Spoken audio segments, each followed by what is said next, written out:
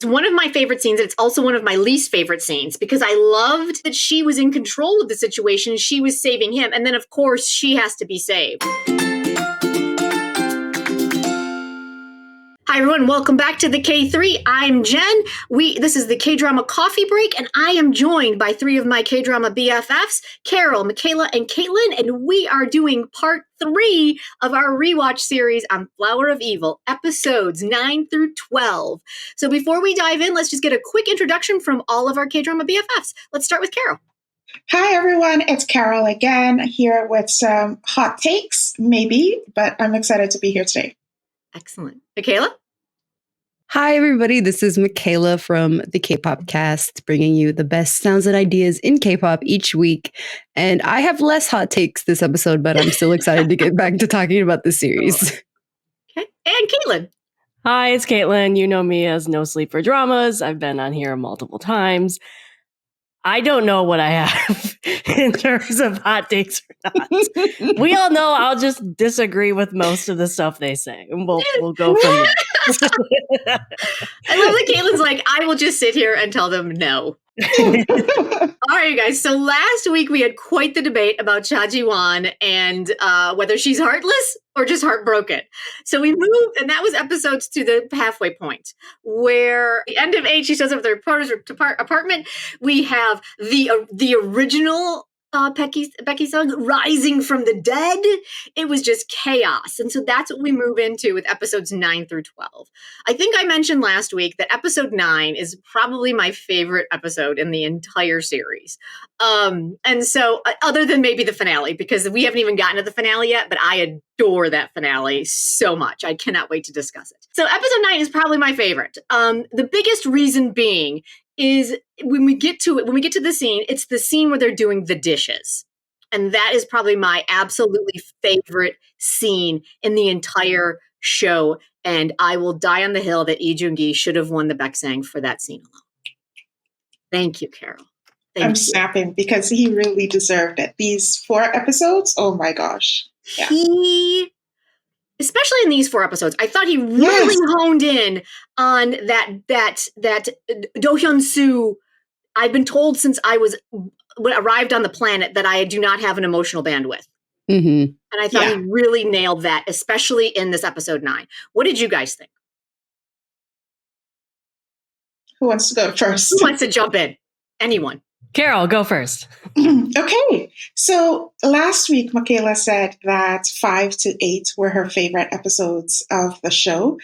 These 4 episodes were my favorite because it felt like I was watching good TV. First of all, First of all, shout out to Lee Joon Gi's acting because he is stellar in these 4 episodes. You see confusion, you see like badassery. I was sitting there like, how does this man know how to fight, by the way? Where did he get it from? I'm not quite sure if we know that. But you see his desperation, we see his anger, we see his fear, and everything was on his face. And so I loved that about him. And for Moon Chae-won, she did a great job. She redeemed herself from last week in my eyes. She was still a little messy here and there, but I knew where her heart was. I knew what she wanted to accomplish. So I was like, okay, girl, I got you now. You're good. You're good people. So those were the 2 that stood out to me. In terms of Kim Ji Hoon's character, I'll be real, I didn't care. Same. I did not care about him waking up and that whole, I was just like, okay, I just need more Do Hyun Soo, more Lee Joon Gi, and yeah, that's where I'm at right now. Absolutely. Can we just talk about that man made the most miraculous recovery from being in a coma for 14 years? Right. Not days, not months, years. 14 years. He can talk, he can walk, like he can like he remembers everything except the fact that he was a serial killer. Like it's amazing. Like that. Yeah. It's just, I'm like, I mean, I've noticed that in other viewings, but this rewatch really hit home how fast they went. Oh yeah, we got to wake him up now because we need to move on to the next phase of this show. Yeah. And there was something about, I remember in the initial watch of the show, the way he again is playing this character there's such I felt so much pity for this character. I remember on the initial watch, like about how like he's slowly or I guess miraculously quickly trying to like bring his life back together, like wake up and like realize what's going on and how sad he is and like how much he's crying about like if he can get his life back. And literally this time, because I know what a horrible person he is, I laughed out loud every time. Like I laughed at his tears. Like I cackled. I had no sympathy whatsoever for his character or I love this actor, but the character is trash. Trash. And can we talk about her every week, and I just have to go back to the fake mom. My one note for fake mom is literally quote unquote in that one scene, as soon as he comes back to life and she's sitting in the kitchen by herself, all I could write was like, her internal monologue was just, my life is a fucking nightmare. Like you can just see it on her face. Like I cannot escape this child. I cannot escape this life. I cannot, I've stabbed him and turned off his life support and he still won't go away. Like, I was just like, poor bitch. I was like, oh my God. But in this episode, or rather, I think it was episode 12, maybe, I feel like that's when she woke up to the fact that, okay, she's part of this and she has a part to play. So all this time she has been stressing out. And then now she's like, oh, okay, I'm with the team. Let's go.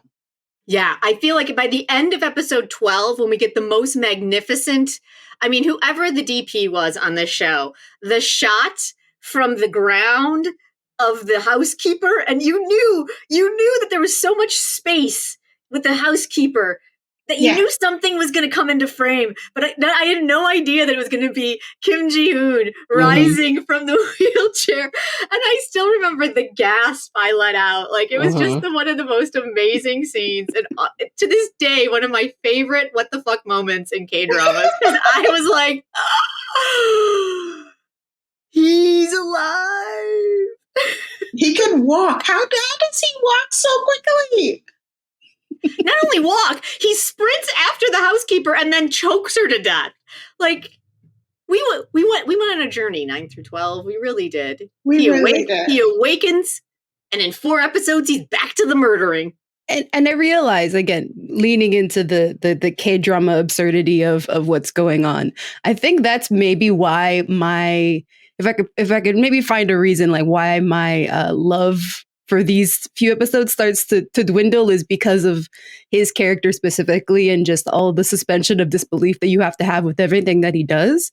And then also just how stereotypically evil he is in his portrayal, in the sense that he doesn't act like a real person. He just acts like almost a creature in a sense. Yeah, I feel like Kim Ji Hoon was trying to channel like that childlike bits when he first woke up.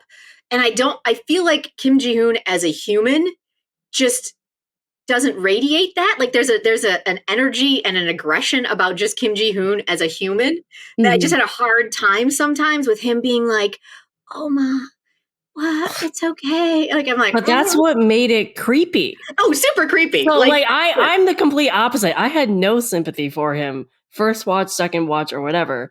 Granted, in the first watch, I had no idea what his character was or whatever. But like, that's the creepy part of it, is like he was trying to get at least his mother, maybe more of his father too. But like, he was trying to hit a nerve with them and make them relate to him and feel sympathy for him.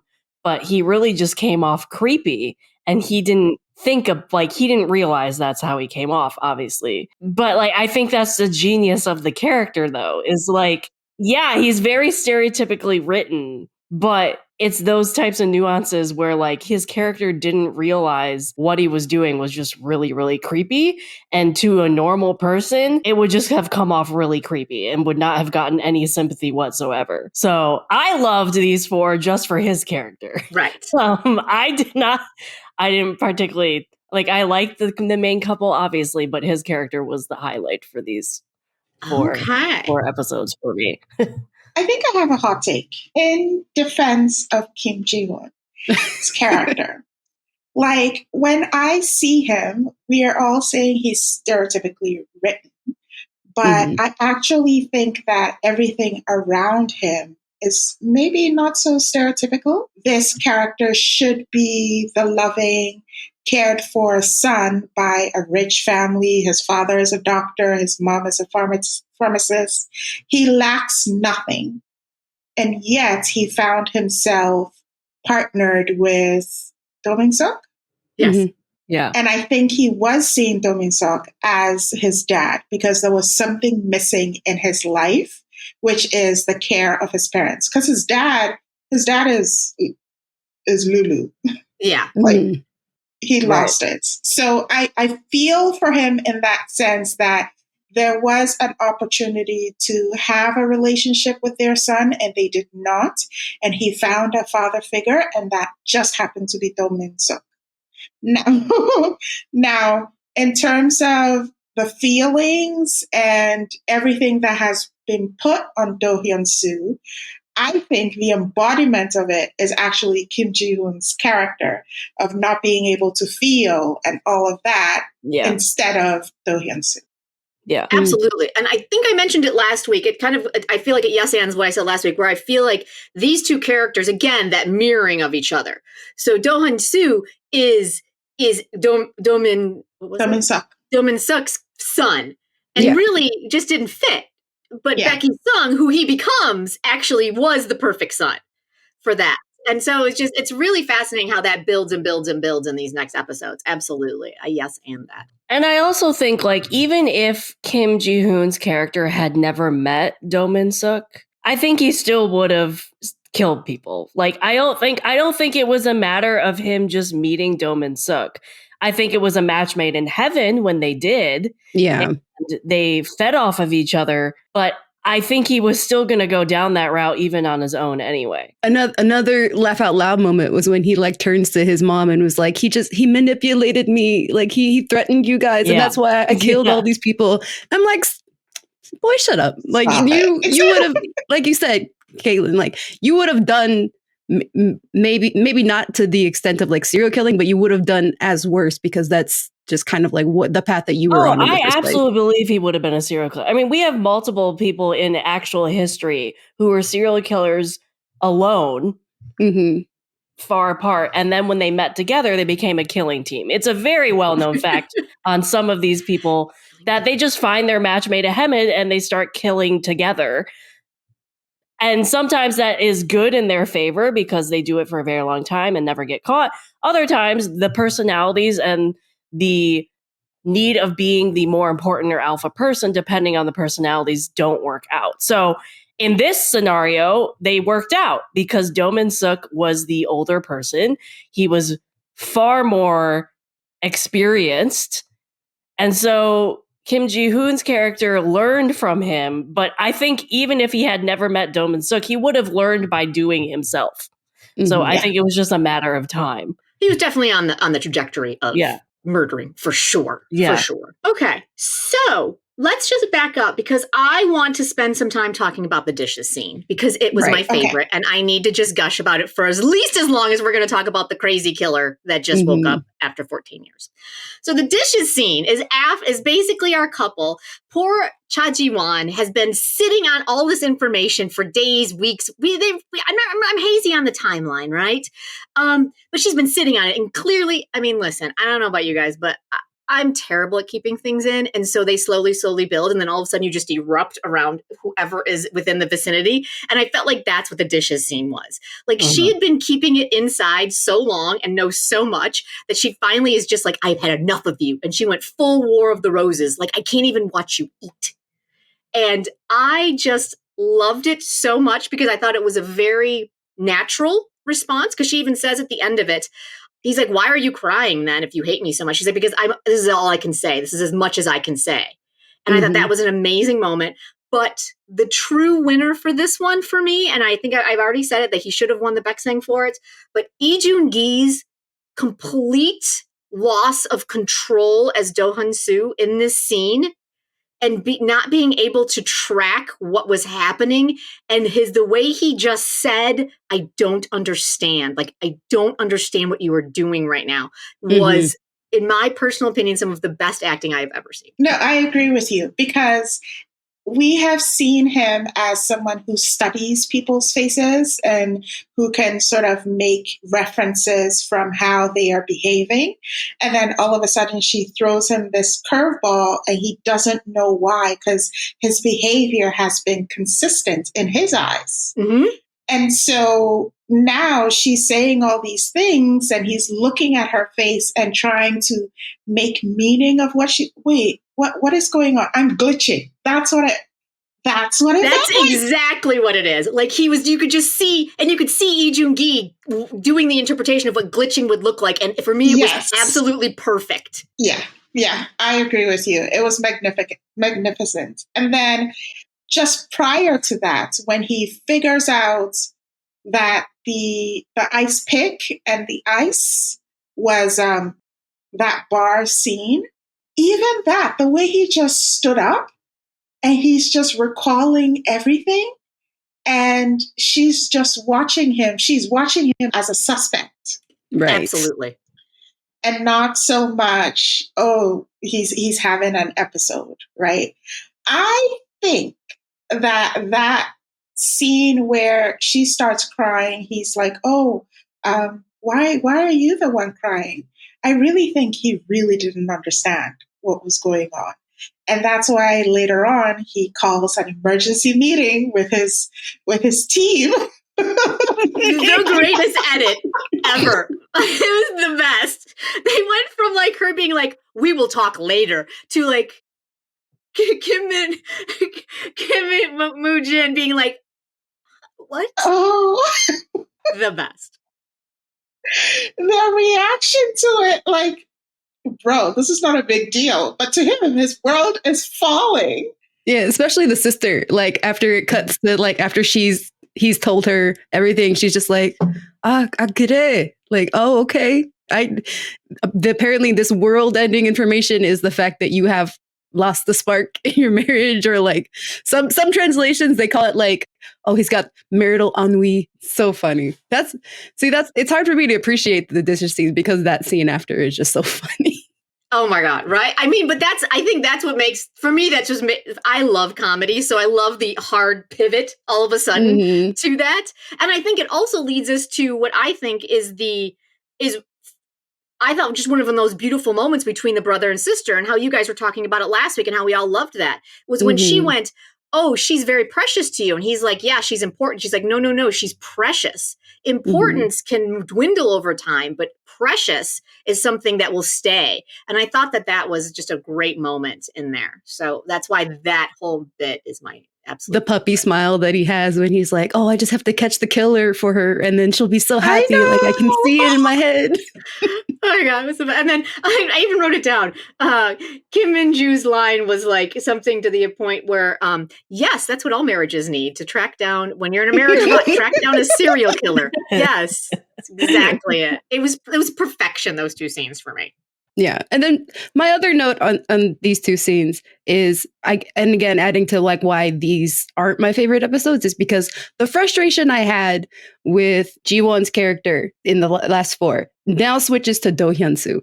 Because even after that conversation with the dishes, even after his conversation with his sister, he still doesn't even fathom the fact that she has figured out that he is Do Hyun Soo.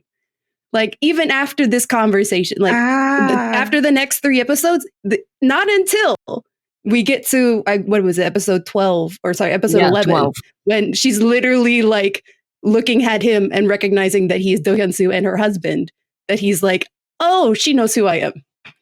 Even after. There was a moment when he takes the phone call right before the op goes into play. Yes. And I think, does he at that point start to get an inkling that she probably knows? Yeah. Yeah. I think that's like the first, like maybe, but he's still, again, more focused on the task, I think, and not necessarily trying to complete his operation so that he has to avoid confronting that thing. Because like, as long as he can figure out who the accomplice is, he doesn't have to reveal his identity. Not, I want to push back a little on that. I think he has a very one-track mind, and he has decided catching the culprit is what's going to make his wife happy. And so that's what he's focused on, not necessarily is she figuring it out, because it wasn't until later that he figured out, oh, his watch is a tracker. So he really thought she had no idea what he was doing. But for her, my frustration is still with her. Like, if you're following your husband, you already know he's trying to investigate with the reporter. Why aren't you watching where he is more often? Mm-hmm. Why aren't you getting your clues from what he's doing? Because that whole scene where he was talking to the human trafficker gang people the first time, and she calls him and she's like, can you be here in an hour?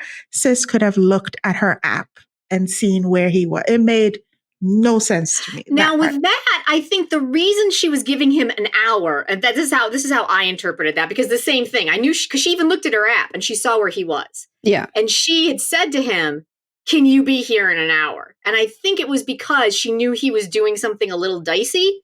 And she was like, do I need to use this tracker and come and get you? Or can you get your ass out of there in an hour? Right. That's how I saw that scene, more than her not knowing if he was an hour away or not. Okay.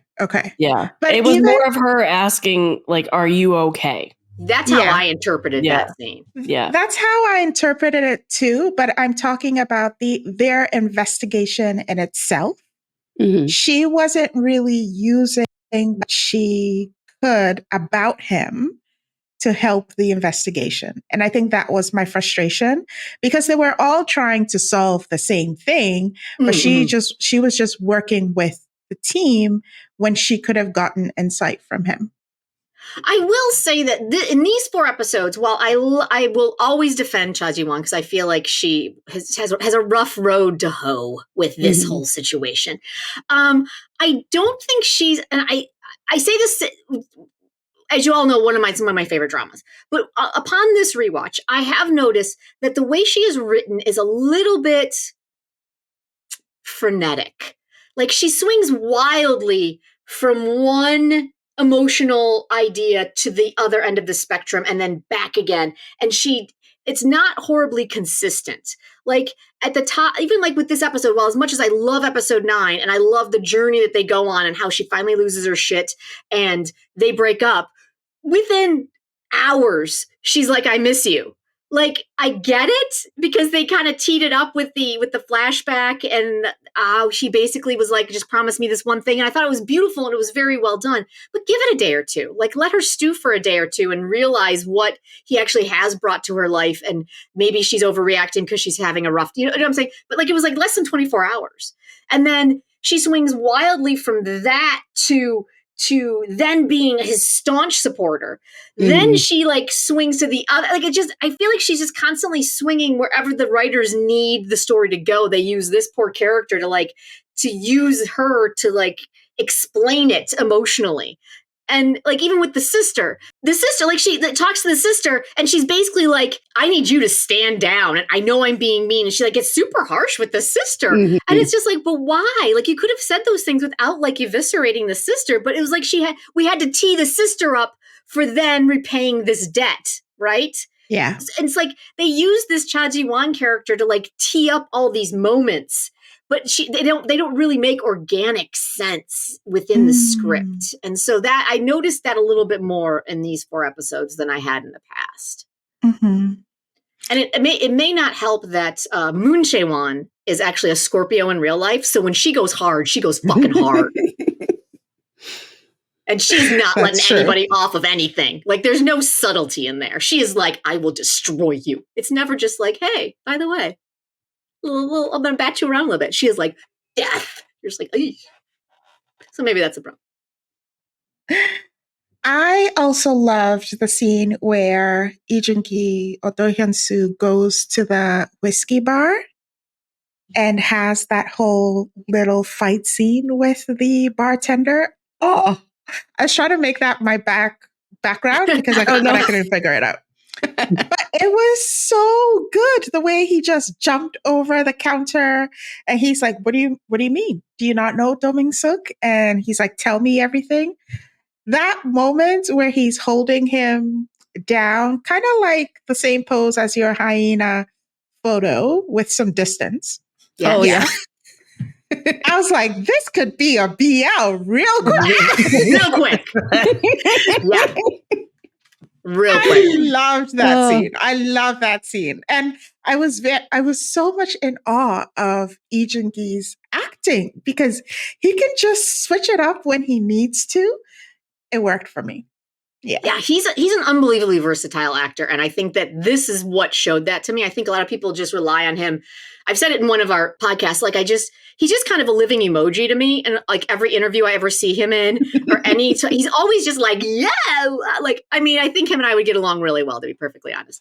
But as an actor, I feel like they always push him into those roles, like they're a little bit more that guy. I think I've said this before, but this role was just so reserved. Like, I loved it. And I love that scene because even in other dramas I've seen him in, like that scene would have become an entire, like almost circus of how amazing he is. But this one was just, it was very concise in its movements. It was very concise in what he was. He went for what he wanted and he got it. And that was it. Michaela, what are some of your favorite things that are in this episode? Again, just seeing more flashbacks of them, you know, being parents and love. Like, I noticed, especially in these earlier flashbacks, like before, like when Eunha's like more of a baby, that he's still not playing his character as much. Like, it feels like he's still more reserved and more of like his natural emotions.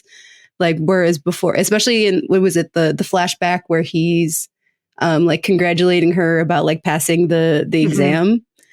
Like, it was interesting in the rewatch, kind of like looking at these flashbacks and seeing like, okay, that the way Lee Joon Gi is playing this character is the evolution of like how he gets to the mask that he has when we first meet him in the beginning of the show, which I thought was interesting.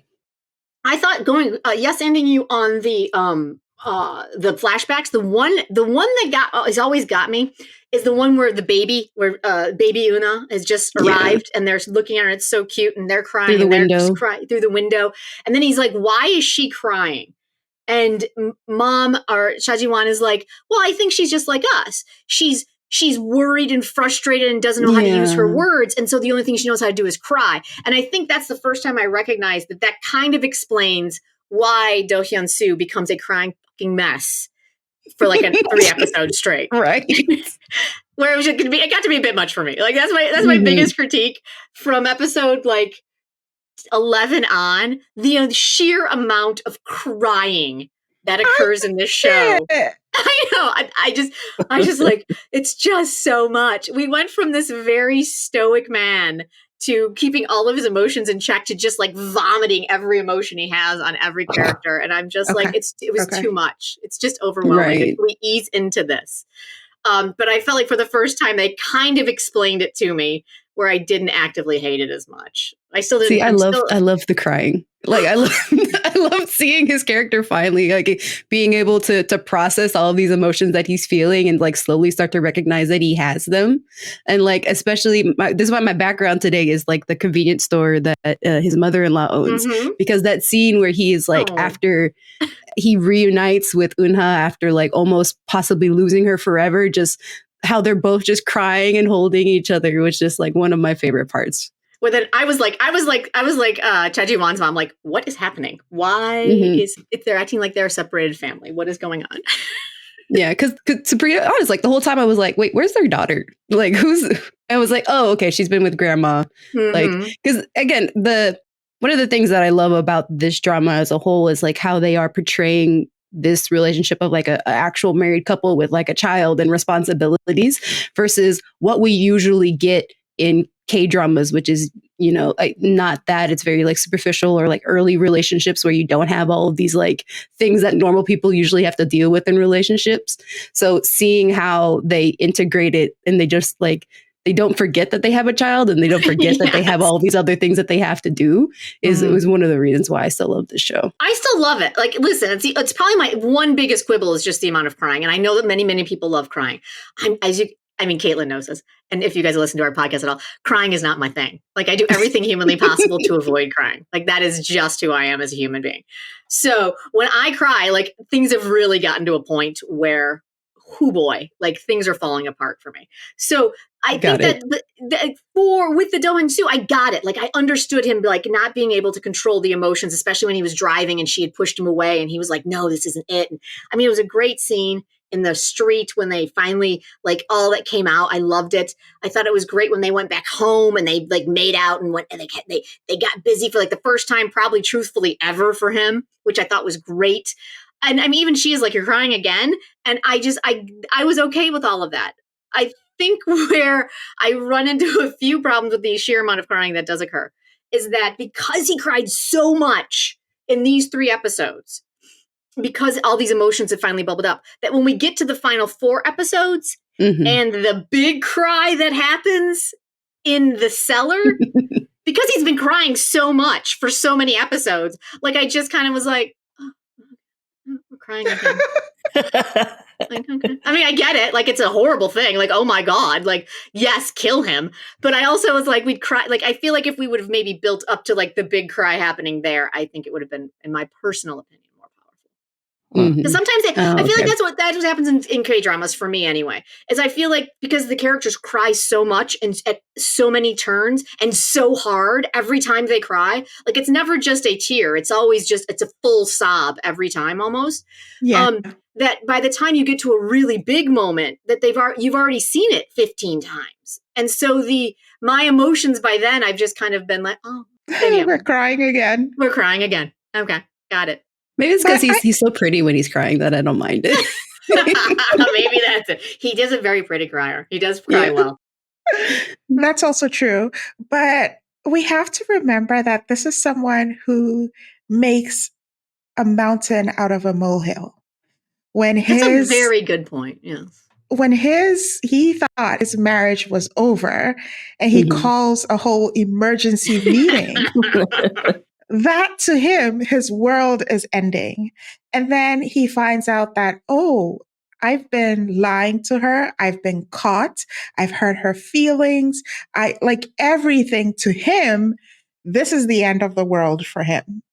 And so I understood his crying and not being able to completely express himself and believing that he has no emotions. So this is one thing I really like about the show when she says, oh, why are you crying? Or why are you doing this? And he's like, I don't know.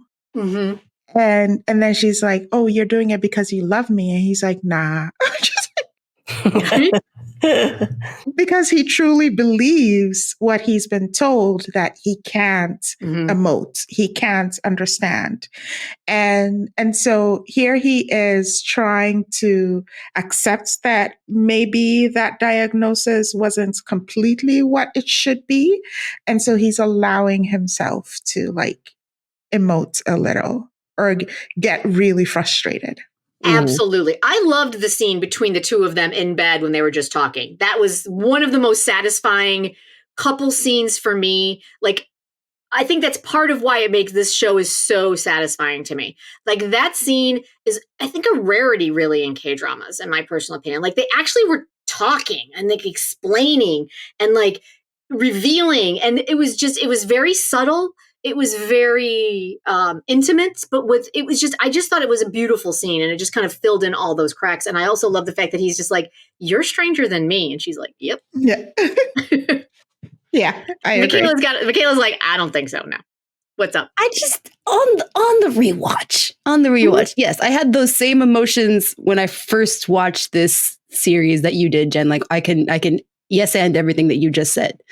But on the rewatch, I don't know. It just felt like they resolved their issues too easily. Like, I wanted them to fight more. Like, all that anger that you talked about her having towards her sister, I feel like that should have been directed at him. Like, I feel like those were feelings that she had specifically towards Do Hyun Soo, which she even talks about a little bit when she like saves him from the gangster's hideout, where she's like, "Oh, are you just gonna save your sister and live your life in jail for her?" Like, she gets a little bit there, but I feel like when they met back up again after they had like makeup sex or whatever, that they should have. I don't know. There should have been more anger, because again, there's like, if you look at everything that they did previously, it's like she treats him like a criminal the whole time. She puts a tracker on him. She destroys everything from his past life. And then he's been lying to her the whole time. He said that he didn't love her. He has put their family in danger multiple times. Like, I feel like there is communication, which is good to see, since there hasn't been enough of it the entire series. But I feel like it was missing that anger of the dehumanization that he suffered, and then also the mistrust that she felt the entire time. That I feel like was missing from that like makeup scene. But Yeah. we still want them to stay together, and I wonder if maybe they just took out the anger and just to kind of keep that they still have these feelings for each other, they still love each other, and it's not too shaky right now. Right. I feel like I agree with you on that for sure. And I feel like the writers or the producers felt the same way you did, because I feel like in the next 4 episodes, I want to say episode 13 or 14, they randomly put in a scene like that, where suddenly she suddenly is suspicious of him again. I'm like, what are you doing? Like, what is happening right now? Yeah. And I feel like they were like, oh yeah, we need to have a fight. So they put that in there. Like, I'm like, this is not the place for the fight. The fight needed to be prior, like exactly what you said, like prior to them reconciling. Like, we're just retreading like old, we're just reopening up old wounds. It's kind of how that's how I felt moving. But I do agree with you on that. Like, it does feel a little bit open-ended on that. Caitlin, we haven't heard from you in a while. What are your thoughts? And now for some quick K3 K-Drama coffee break business. That's right. We love sharing our K-Drama thoughts with you, our community of K-Drama lovers. And we have a few ways that you can support us. You can buy us a coffee at ko-fi.com/the-K3. And by becoming a member, you will get a calendar with weekly updates and also Jenn's blog filled with her K-Drama thoughts. You can also find us on YouTube. If you go into our archive, we have years of K-Dramas to recommend for you. And talk to us there as well on our community tab. We also have a discount for a VPN service. So if you are dying to get your K-dramas that are airing only on Disney Plus in Asia, you can use our VPN. It keeps your devices safe. Just look for the code in the description below. Well, I'll first comment on the conversation we were just having. I kind of disagree. Like, I agree, but I also kind of disagree. Because I feel like 9 through 12, she's been angry for the past, 6 episodes before 9, right? And she's been taking it out subtly against Do Hyun Soo, but not really, attacking him. Whereas 9 through 12, I think at that point, she feels bad the fact that, she didn't actually do what she wanted to do and to not suspect her husband until she had facts. And she found that she was starting to do that even without facts, which was sort of a guilt thing for her. But also because she couldn't yell at her husband because he was not supposed to know that she knew yet, she yelled at everybody else. So she yelled at the therapist, she yelled at the sister, she yelled at her partner in a way. I think that 9 through 12 was her kind of being guilty towards herself because she knew handled the entire situation better. She was angry at her husband, but couldn't go and tell him because she didn't want him to know she knew yet. And she also was angry because her husband was in this position due to the people in his life. So really, that's a really good observation, Caitlin. I like that a lot. I agree with what you say, Michaela, but I also disagree because I think the story, I do agree, Jenn, that I do remember the argument in the later episodes, 13 to the end of why the heck are they arguing again? But I honestly don't think they needed another argument scene in 9 through 12 either. Because I hated her so much between 4 and 6. I would have been seriously, just talk at this point. So I think I think that was my interpretation of 9 through 12 is just like her knowing she couldn't approach her husband about this yet and wanting to help him, but feeling guilty at the same time of what she has done in the last 4 or 5 episodes. Okay. I agree with you with the guilt piece that she was feeling guilty. And you mentioned something that I wanted to talk about when she called the therapist and she's like, you should have been there. You should have known, etc. I was like, look at you talking. Weren't you the one who took him to the basement? Yeah. Mhm. Where do you get the audacity to call someone out? I was so mad. Right. At like 11 p.m. too. And what therapist answers a phone at 11 p.m. First of all, second of all, and then you get eviscerated, and I would just been like, click. Right. Yeah. Thank God. Yeah. Randomly, also, I think one of my favorite. I'm so sorry. scenes- Just to go back to Carol real quick, Caitlin. I'm so sorry, but just what you were saying, Carol. I feel like she was yelling at herself. Oh yeah, And 100%. That's how that felt to me for sure. Mhm. Yeah. Go ahead, Caitlin. One of my favorite scenes, which was both, I remember in my first watch, it gave me a lot of anxiety because I didn't know what was coming. But the whole, I think it's episode 11, I want to say, when he's like he's the second meeting with the organization and he's like tied up and everything. And they basically have found out that he was like working with the cops or whatever before his wife goes in. I love that scene because his wife enters and then he like again goes and saves her and like shows again that he does care for her.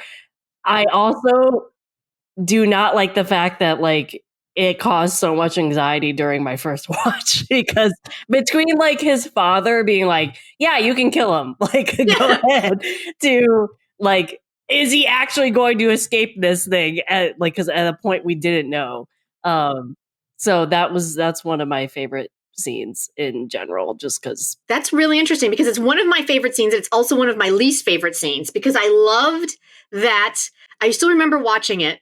And when CHAE WON puts the gun against the gangster's head and cocks it, and I was like, yes! And she comes through the door and she's like, Chagian, she's like, you okay? And he's just like, what? He's freaking out. And I love that she was in control of the situation. She was saving him. And then, of course, she has to be saved.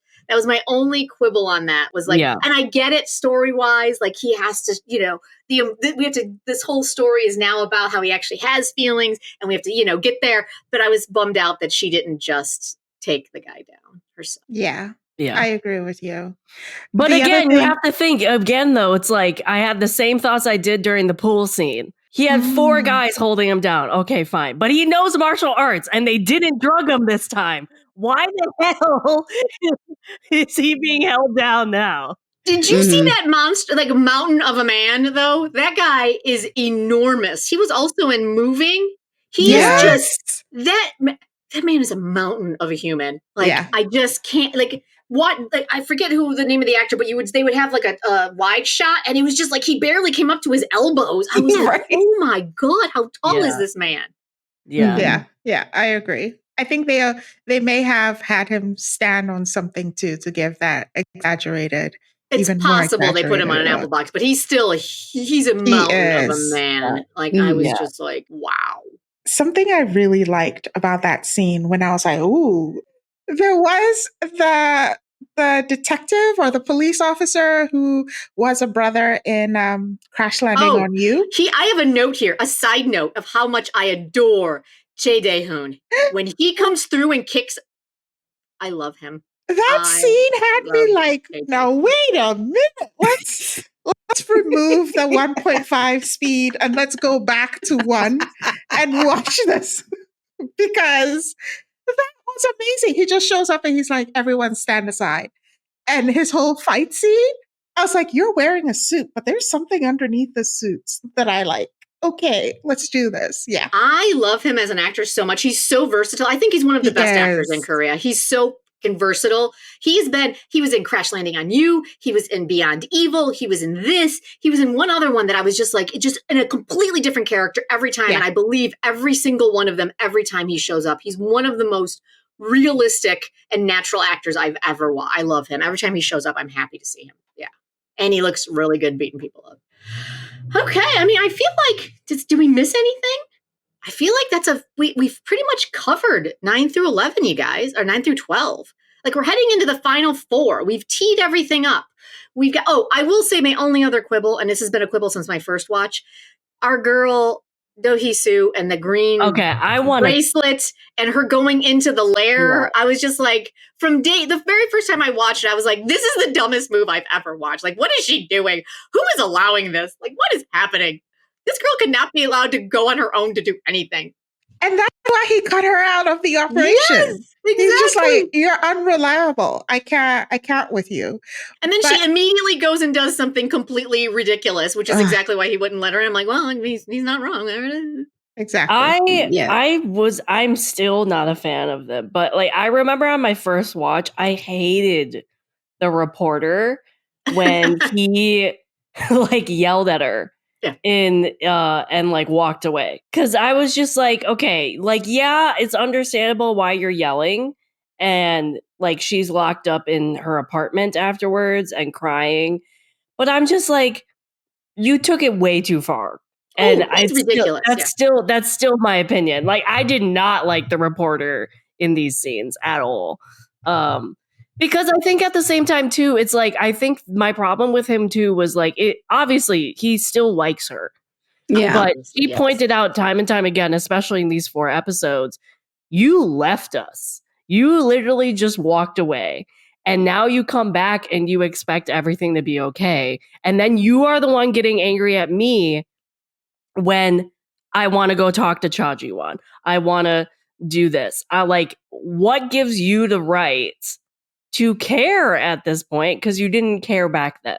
I love that she did tell him that, but I absolutely hated his character in these 4 episodes. I still do. Yeah, he's very entitled. He's very entitled in these 4 episodes regarding her. He's so much fun and such a great gateway for the audience to be like, this is absurd. Like he's kind of our voice piece, I feel like, and kind of the comedy relief. But he has such great moments with Do Hyun Soo and like just the world in general that I really enjoy his character until he gets with Do Hyun Soo, because he's so entitled about his affections for her. Like, okay, I don't give a shit that she's your first love. It's been 20 years, dude. Move on. Yeah. Like, yeah. So I felt the same way. Like he was a little bit much in these episodes, and I'm glad that she was like, knock it the fuck off. Michaela looked like she had a response to that. Well, no, it was just interesting to me that the sister, she does the same thing that Do Hyun Soo does in that flashback that we talked about last time, where he tells Ji Won like all the things that are wrong with him in order to like push her away. That when she takes Moojin to her apartment, she's like, "This is how I live. Like you don't want to start a relationship with me. Like I take medication. Like I'm not completely there. Like my apartment is trash. Like my life is trash." Like we shouldn't be in a relationship, but he still, again, takes the time to come back and like add light to her situation, which I thought was very sweet of him, because again, it's showing that he's despite all the stuff that he's done in the past, he's still trying to make up for it.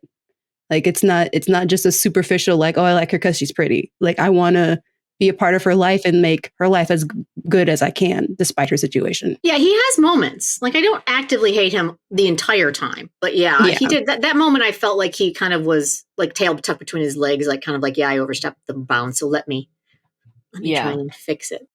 I think the reason why he was trying to stop her from going and, sharing that she's the real killer of that guy in the past is because he has this dream of being with her, and he feels like once she confesses, it will not happen. So he's trying to protect that dream of, I want to be with Jesus. This is my woman. Yeah, live a life together. It's okay. Her brother says he'll take it. It's fine. But don't go break my dream. Right. Let Do Hyun Soo figure it out. Exactly. You and I together, we're going to be great. We're going to be fantastic. He's still stuck on that, and I think all of what you guys are saying with everything, and this is we're going to dive into it next week. But this is why I love the finale so much, because they have teed up all of these little nuggets of things that people have held so preciously, right? And they all get fucking imploded and they have to start from zero. And I love that so much about the finale. And only the real stuff remains. Yeah. It's none of this weird shit that I think we all do in relationships. You have an ongoing relationship. It's built on a myriad of interactions, right? And then all of a sudden, like with Do Hyun Soo, all of a sudden he no longer is a part of that. He's a huge part of it, but he's no longer a part of it. So you have to reestablish what all that is. And so I think that's part of why I love that finale so much, because all of these little micro issues everybody has with everybody, they all go away and they all have to start from scratch-ish again. And I think that's what makes the finale for me so satisfying. How's that for a teaser for next week, y'all? I'm excited. I can't wait. Caitlin's already like rolling her eyes at me. I just look at that face. Look at Caitlin's face. I wish those of you who are listening could see Caitlin's face right now. She wants to debate the finale with me so bad, and she's gonna have to wait till next week to do it. And I can't wait. All right, you guys. Unless you have anything to say about episodes 9 through 12, I think we're going to wrap this one up. Thank you so much for listening. Thank you so much for watching. If you get a chance, give us a like, give us a follow, give us your notes. Let us know if you are team CHAE WON or not, if you are team Do Hyun Soo or not, if you are team Kim Ji Hoon or not, Baek Hee Sung. Let us know what your thoughts are. So until next time, I am Jenn from the KThree, and let's hear from everybody else and let us know where they can find you, and we will wrap this one up. Carol? I am Carol, also known as Kdrama Musings, on Instagram, TikTok, and Threads.